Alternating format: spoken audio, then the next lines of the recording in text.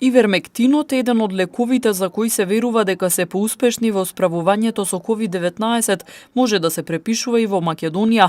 Министерството за здравство изготви мислење за употреба на лекот кај пациенти со COVID-19, а доматичните лекари испрати и протокол преку лекарската комора за препишување на лекот.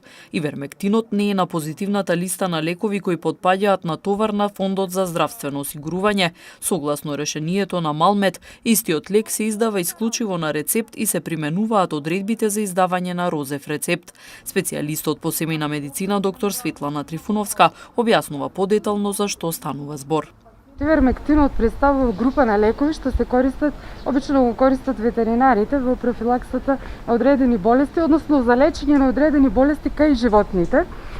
Ивермектинот се покажа како многу добар и постојат многу студии во светски рамки.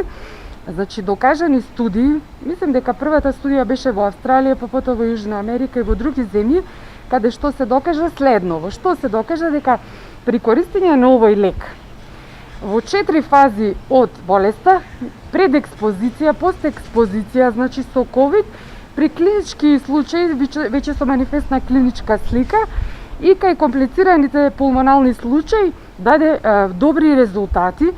Значи, со тоа што докажа, работеа, се вкрстија многу студии од многу земји во светот и го форсираат, го фаворизираат овој лек во терапијата, односно и профилаксата при користење во борбата со COVID-19. Трифуновска вели дека потребна е соодветна информираност и кај здравствените работници за примената и својствата на лекот. Може да го препишуваат сите доктори, значи немаат сите доволно искуства со овој лек, ако зборуваме за Македонија. Многу од колегите го користат, многу не го користат, во смисол да некои се убедени во неговите...